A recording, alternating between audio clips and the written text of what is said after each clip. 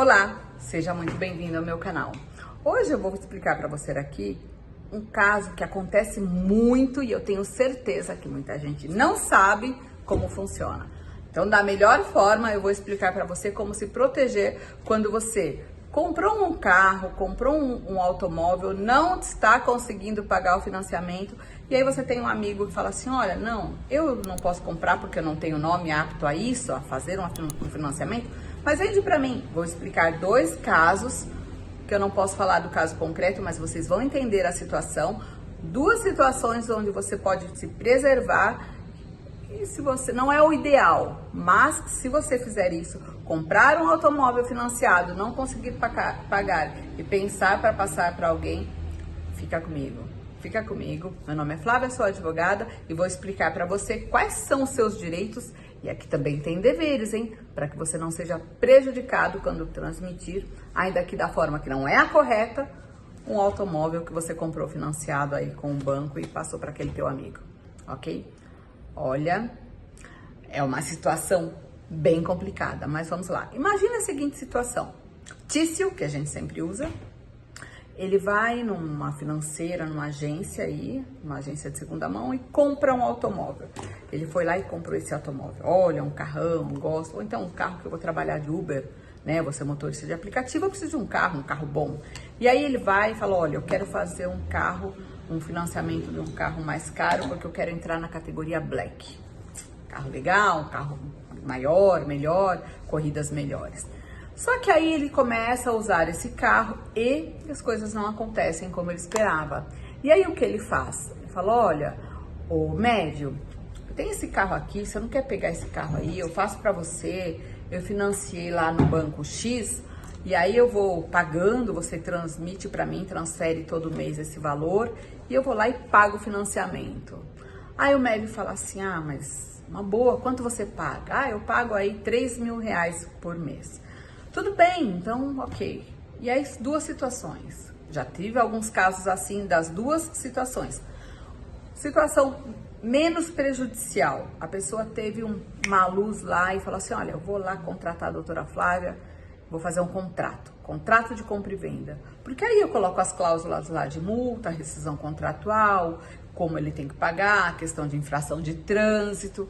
Vou contratar um advogado. Porque às vezes a pessoa fala assim, ah, não preciso contratar um advogado para isso não. Eu vou lá, pego um modelinho lá do Google, agora com essa questão de inteligência artificial, que muitas vezes mais atrapalha que ajuda. Vou pagar um advogado para isso, para quê? E é aí que você se prejudica. Para não falar coisa pior. Vamos lá. Então, o que o Tício faz? Ele fala assim, ô Mévio, olha, tá aqui o carro, você já pode pegar o carro, próxima parcela é dia 30. Aí você deposita na minha conta. Aí o primeiro mês ele deposita, o segundo ele já atrasa alguns dias, depois já chega uma multa, porque hoje em dia com o aplicativo ali do Detran chega tudo muito rápido, né? Médio, você teve uma multa aqui. Não, eu pago, fica tranquilo, eu pago a multa. Tá, pagou a multa. E se o Mévio perder o prazo de indicar o condutor? Sim, porque a gente sabe que chega aquela carta, aquele ofício para indicar o condutor. Ou se o Mévio é uma pessoa que não cuida do próprio nome, ela não vai cuidar do seu, concorda? Então assim, já começou errado, porque você deveria ter apresentado o comprador lá para o banco, para a financeira, ver se ele tinha condições de ser aprovado no financiamento, passar esse financiamento para ele, negociar ali a entrada que você já pagou. Mas você não fez assim. Você continuou com o financiamento no teu nome e o Mévio tá lá desfilando de carrão no seu nome, levando infração na sua CNH. O que eu faço? Doutora Flávia, me ajuda. Tá, primeira situação. Se você fez um contrato bem elaborado, onde você colocou ali cláusulas em caso de rescisão contratual, descumprimento de alguma...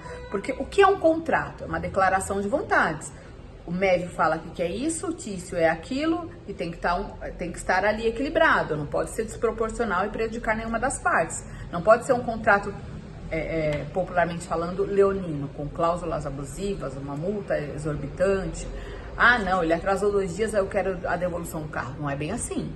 Por isso que um contrato ele tem que ser bem confeccionado, ele tem que ser bem elaborado, com cláusulas justas, até porque uma cláusula de uma rescisão contratual não vai favorecer uma das partes.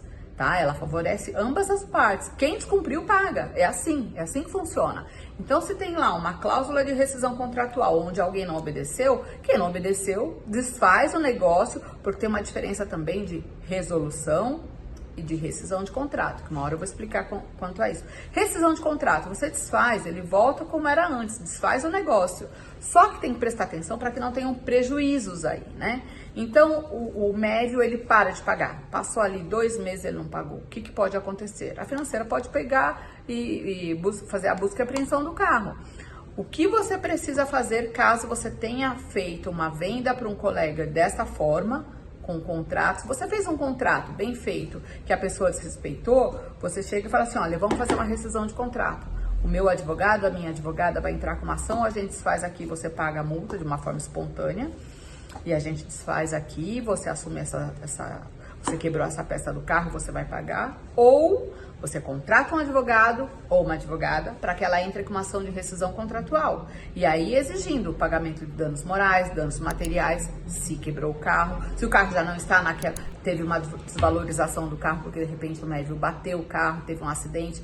E olha o pior, já pensou se esse carro, se ele é furtado, se ele é roubado, se ele atropela alguém, ou se ele é usado para um ato ilícito, um crime? O nome de quem que está lá? Exatamente, do Tício. Então, presta atenção, não vá vendendo o carro para qualquer médio aí sem passar pelo aval da financeira. Mas se você fizer isso, o menor tentar diminuir o prejuízo, faça um contrato de compra e venda, um contrato onde você está lá de venda e compra daquele automóvel. E lá tem as cláusulas, a qualificação do veículo, quem está comprando, quem está vendendo, formas de pagamento. E se tiver uma infração de trânsito, um prazo para essa pessoa que ela respeite, para que ela indique quem foi o condutor daquela infração. Se não respeitar, qual é a penalidade, uma outra multa, porque também é um descumprimento contratual. Então tem que ser pautado isso de uma forma que você se proteja o máximo que você puder. Mas, que já tive decisões que ainda teve busca, apreensão, ordem de arrombamento para entrar na casa da pessoa com a polícia. Eu fui lá, tirar o carro de lá de dentro. Então, assim, você tem que fazer as coisas de uma forma, obedecendo o que diz a lei e se preservando sem prejudicar o outro também. Mas, se outros te prejudicar, você não pode ir lá querer tirar satisfação, peitar a pessoa, porque assim você não vai ganhar nada. Aliás, vai piorar a tua situação. Agora, e se você não teve esse discernimento, se você no dia, meu amigão, não, pode ficar com o carro, não precisa de contrato não, você é meu parceiro, tamo junto, entendeu? Aquela coisa lá, pois é.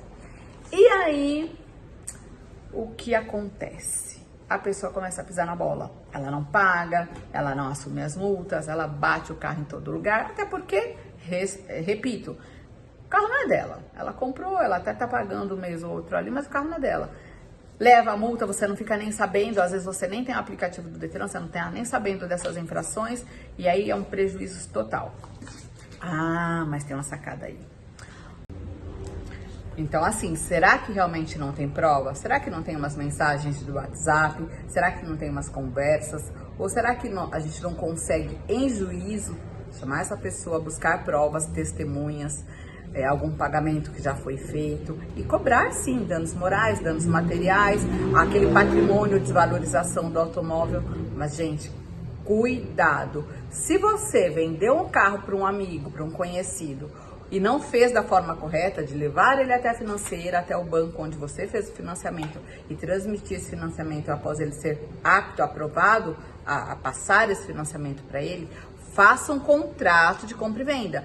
Repito, para que tenha as cláusulas ali para respaldar você e ele também nos direitos, para que ele se responsabilize pelas infrações de trânsito, para que você, no final das contas, se tiver algum problema, consiga pleitear em juízo, fazer um pedido, entrar com uma ação judicial para ter reconhecido seu direito, entendeu?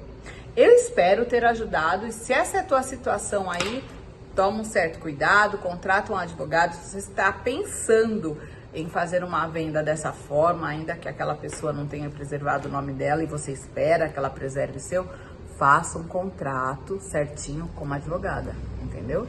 Se você gostou desse conteúdo ou se tem alguma dúvida, Coloca aí nos comentários que eu esclareço para você. Manda esse vídeo para aquela pessoa que precisa saber disso. Se você não é inscrito no canal, se você não é inscrita no canal, se inscreve. Fique sabendo dos seus direitos, dos seus deveres, porque aqui estou explicando os direitos. Tchau, até a próxima!